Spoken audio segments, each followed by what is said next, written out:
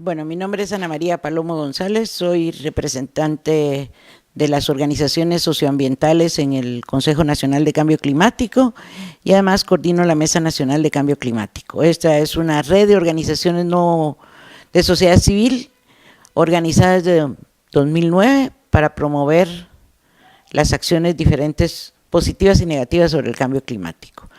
Tal vez solo un breve enfoque, que el cambio climático es el cambio de temperatura y de la precipitación o los efectos hidrometeorológicos en el lapso de décadas. Ustedes tienen una serie de preguntas aquí y la primera es la geográfica. ¿La situación geográfica de Guatemala tiene efectos sobre el cambio climático? Para nosotros sí. La vulnerabilidad que se genera por estar a dos corrientes, sujetas a dos corrientes marítimas diferentes. Ustedes saben que por un lado nos afecta el Niño en la parte del Pacífico, por otro nos afecta el Atlántico y las corrientes del norte, o sea, tenemos dos dinámicas diferentes y las dos dinámicas chocan en el país. Entonces, ya eso, sujeto a los fenómenos geológicos existentes como el país sísmico, 38 volcanes, de los cuales 4 están activos, nos genera una serie de problemas ya puramente físicos a los que tenemos que enfrentarnos. Nosotros prácticamente no somos personas como país que hayamos generado los efectos de gases de invernadero. Nuestras emisiones son del 0.04%, o sea, son mínimas en comparación con el resto. Los mayores productores son China y Estados Unidos. Pero lamentablemente los efectos sí los sufrimos nosotros. No somos productores, pero los efectos sí los sufrimos. Dice, ¿qué departamentos cree usted que están más afectados al cambio climático? Todo el país. Es que no hay un departamento que pueda decir que no está afectado. Y dependiendo del efecto hidrometeorológico o temperatura, tenemos diferentes efectos. O sea, el corredor seco antes eran 7 departamentos en el oriente, se ha ampliado al occidente, en la parte sur de Huehuetenango, Quiché y Sololá. Entonces, el corredor seco se está ampliando. El corredor seco es un área que tiene agua, o sea, que tiene ríos, pero que no llueve. Entonces, hay que buscar alternativas para que la falta de lluvia no se haga sentir. Que buscar cómo hacer embalses de usos múltiples, cómo hacer sistemas de riego, y eso se puede ir resolviendo de esa manera. Por otro lado, tenemos los otros departamentos que por su misma posición geográfica y con pendientes tan elevadas como es todo el occidente del país, la susceptibilidad de eslaves es muchísima. Los mapas que se han elaborado es que más de la mitad del país es susceptible a los efectos del cambio climático, ya sea inundaciones, y las inundaciones traen como consecuencia la salinificación del suelo, a deslaves, avenidas que se generan avenidas de lluvia, o sea, estamos sujetos en todos lados. Y si a eso le añadimos la vulnerabilidad estructural del país, el incremento de la pobreza, la marginalidad, la discriminación, la falta de inclusión, estamos exacerbando nuestras vulnerabilidades. En lugar de irlas minimizando, las estamos incrementando. Las mujeres, para conseguir leña, para conseguir agua, cada vez tienen que desplazar más horas, cocinan a fuego abierto muchas, el sistema de salud se ve afectado. Luego, el incremento de la temperatura nos ha hecho que las plagas y los vectores se desplacen hacia arriba.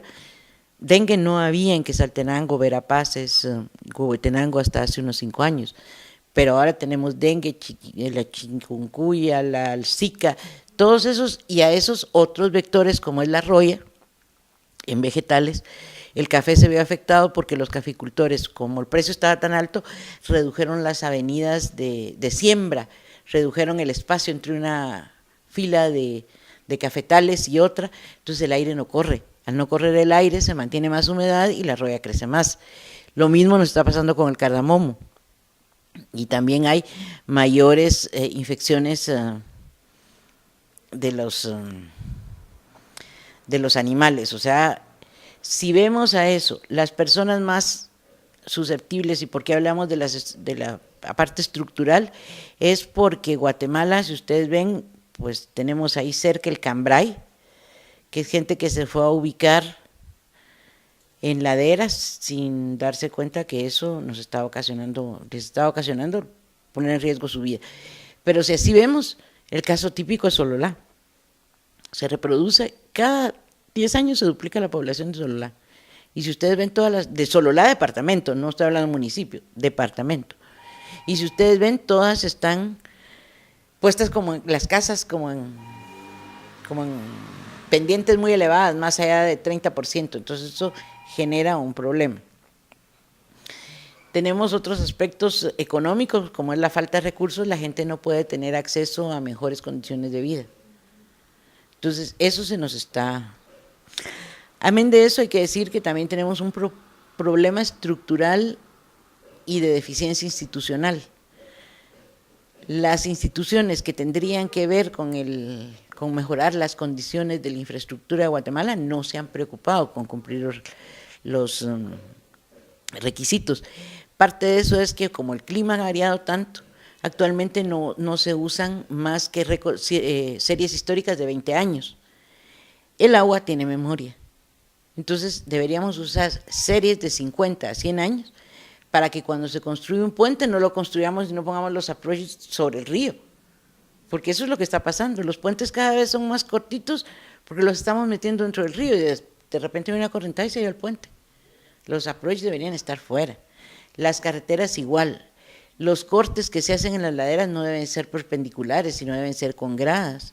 O sea, hay una serie de errores que por economía, y nosotros lo vemos ahí también como una falta de transparencia, no se ha logrado una adecuada infraestructura en el país, que es una de las cosas que más está afectando. Ustedes dicen que cuáles son los factores que hacen que la población guatemalteca tenga problemas de sobreponerse al cambio climático. La población guatemalteca no tiene problemas para sobreponerse al cambio climático, porque milenariamente nosotros tenemos varias condiciones, y una de esas es que nosotros somos un centro bábilo, o sea, un centro de producción de especies, tanto animales como vegetales. Tenemos ahí jugando con una debilidad como es la parte geológica que nos genera por un lado sismos, por otro la riqueza de los suelos es muy grande. Entonces eso se ha aprovechado y por años las culturas ancestrales se han adaptado a vivir en estas condiciones en este país. Y si ustedes vemos, y yo les voy a hacer un parangón tal vez que no tiene que ver con el cambio climático, pero tiene que ver con la capacidad de resiliencia que tiene el guatemalteco, es para el terremoto de Nicaragua en el 72, la gente no se recuperó más allá después de 5 o 6 años. Y el primer año no trabajaron y no hicieron nada. Guatemala, para el terremoto del 76, al mes siguiente estaba parado. Y empezó un proceso de reconstrucción donde todos han colaborado. La población guatemalteca tiene la habilidad para recuperarse. O sea, esa es una ventaja y una oportunidad que tenemos que usar. Dicen ustedes que si en Guatemala hay instituciones que tengan como objetivo mitigar los impactos del cambio climático. Bueno, ahorita sí ya hay, a raíz de la creación del decreto, de la emisión del decreto 7 de 2013, que es la ley de cambio climático, que mandata a CEGEPLAN para que la planificación se haga tomando en cuenta la gestión de riesgo. Todas las obras que se hagan ahora en adelante con presupuesto del Estado tienen que tener una ficha de gestión de riesgo. Sobre eso mandata esta ley que todos los presupuestos de las diferentes entidades del gobierno tengan los aspectos de cambio climático. El Ministerio de Ambiente tiene ya una Dirección General de Cambio Climático que está regulada en el Convenio Marco de Naciones Unidas sobre Cambio Climático. Se han creado unidades de cambio climático en el MAGA, en CONAP, en el INAV, en el Ministerio de Finanzas, en el Ministerio de Gobernación, o sea, institucionalidad hay.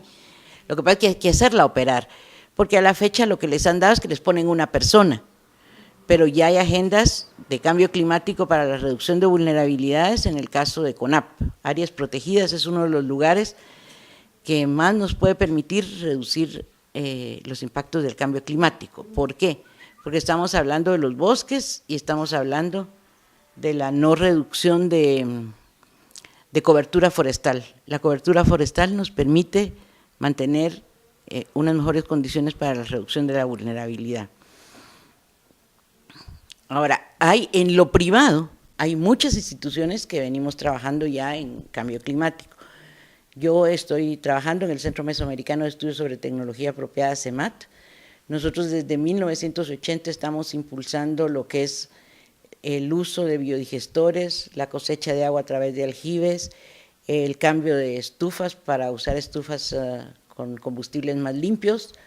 Estamos trabajando en la sanitización, en bosques energéticos, en el manejo y conservación de suelo. Uno de los problemas más fuertes es la destrucción y la degradación del suelo. Entonces, Guatemala es uno de los países pioneros en este marco.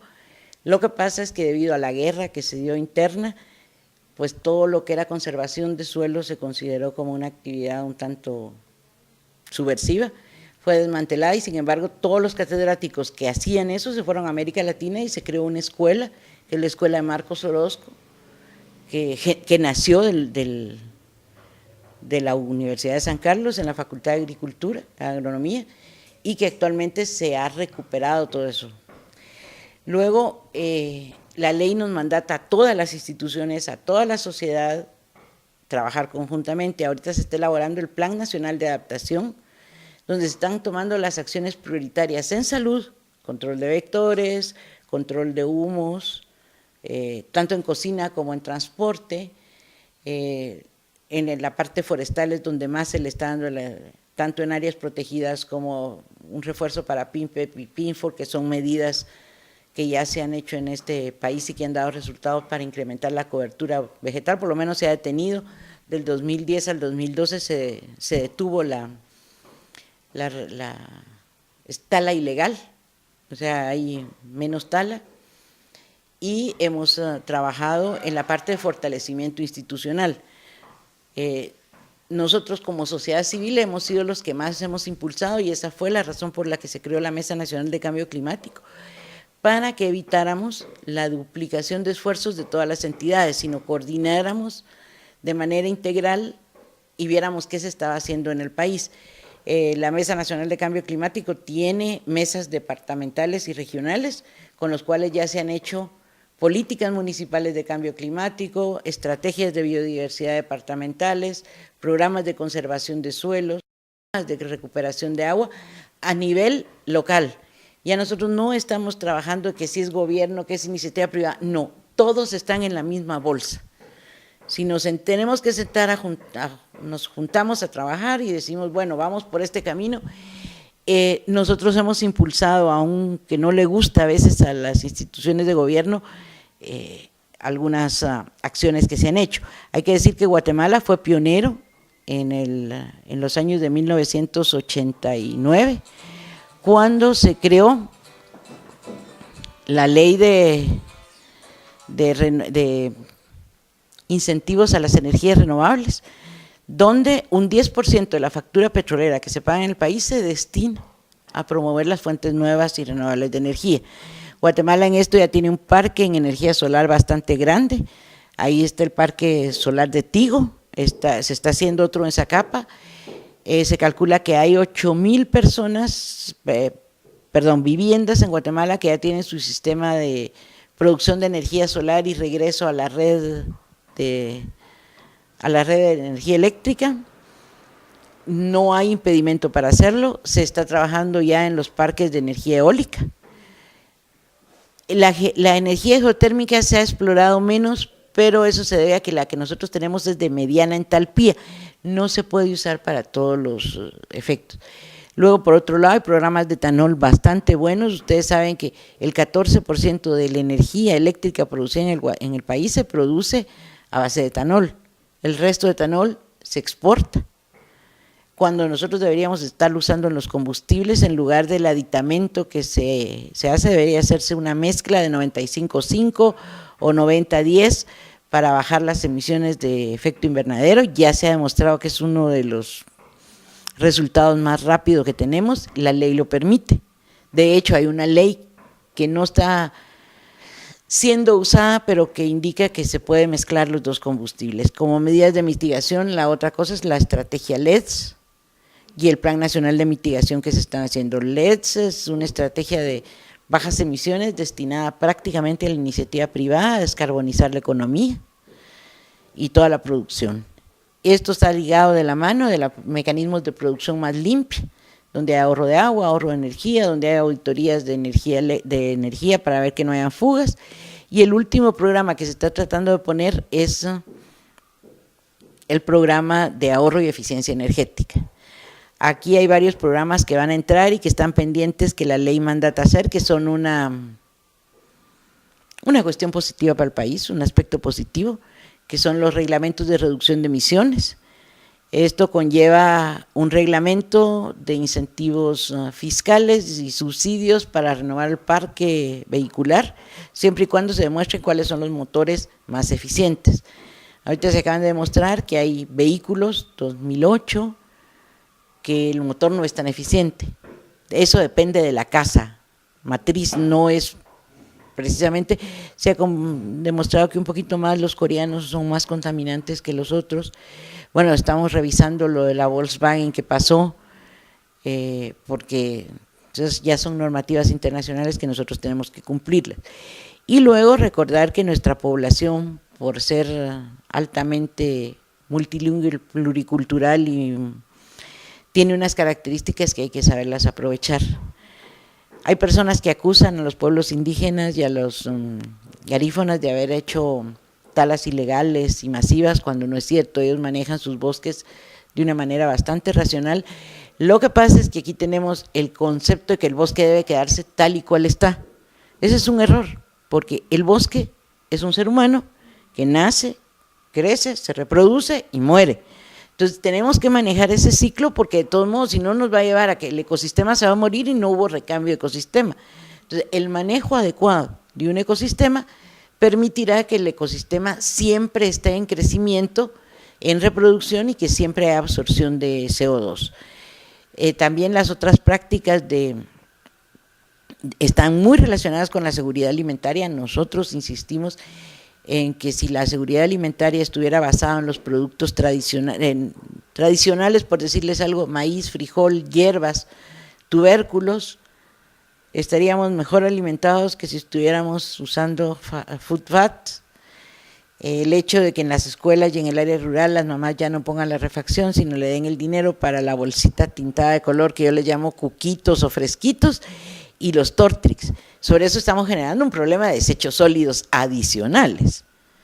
Y también el problema es el agua que estamos teniendo en el país, el problema de agua, porque tranquilamente los alcaldes no han hecho nada para resolver el problema de las aguas residuales ni de los desechos sólidos, sino todo va al río, todo va a los barrancos y estamos generando un desorden. Esto tiene que cambiar en términos generales. Va a cambiar el decreto, el reglamento de aguas residuales, entre en vigencia el año entrante para todas las municipalidades. Eso nos va a permitir un poco de manejo más de agua, porque ahorita somos un país productor de agua, pero todo el agua está contaminado. Entonces es un problema serio. Las instituciones, ¿qué papel han jugado otras instituciones en Guatemala y qué actividades han realizado? Bueno, el sector gubernamental ha hecho su parte, el sector privado, aunque no lo crean, está tratando de hacer su parte, porque al final ellos ya se dieron cuenta que pueden vender certificados de carbono por reducir emisiones. Entonces reciben una compensación. En el mercado voluntario es más fácil que si se fuera a un mercado regulado, porque el mercado regulado exige monitoreo, contabilidades que no lo llevan. Y la verdad es que la creación de la ley, el establecimiento de la ley nos permitió crear un Sistema Nacional de Ciencias del Cambio Climático. Hay que aclarar una cosa: cambio climático no es ambiente, toca todos los aspectos de la vida. Lo que sí, en términos generales, la vulnerabilidad de Guatemala es muy alta, como ustedes ya lo bien lo habían marcado, es demasiado alta, tenemos vulnerabilidades de todo tipo y hay que saberlas aprovechar. Al principio lo podemos ver como una cosa negativa y que nos va a generar impactos y riesgos, impactos negativos, riesgos. Sin embargo, si sabemos aprovechar esas vulnerabilidades, podemos sacarle mayor rendimiento. El año pasado SEMAT hizo una consulta ciudadana de 100 ciudadanos que no sabían nada de cambio climático, que los convocó abiertamente y vimos que la gente es susceptible y que ve el cambio climático como una oportunidad, ve como una oportunidad para salirse de las zonas de desastre, para mejorar sus condiciones de vida, para canalizar sus desechos, ve también como una oportunidad de generar nuevos mecanismos que nos permitan operar. Cuando viene un evento hidrometeorológico, generalmente tenemos dos daños. Tenemos un daño y una pérdida. El daño es el activo físico que tenemos, puramente el material, la carretera, el puente, la casa. Las pérdidas son mayores que el daño físico, porque las pérdidas son días de no trabajo, capital de dinero que no se mueve, días que no se pueden circular, todo eso hay que contabilizarlo.